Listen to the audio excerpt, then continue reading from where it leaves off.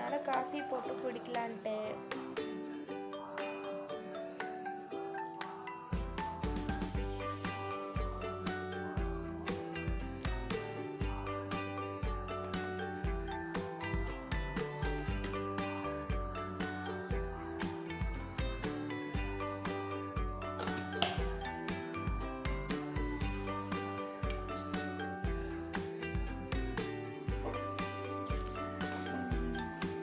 Coffee குடிச்சிட்டு கீழே walking போகலான்னு வந்தால் இங்கே அழகாக பிங்க் கலர் ஹைபிஸ்கஸ் சூப்பராக இருக்குது.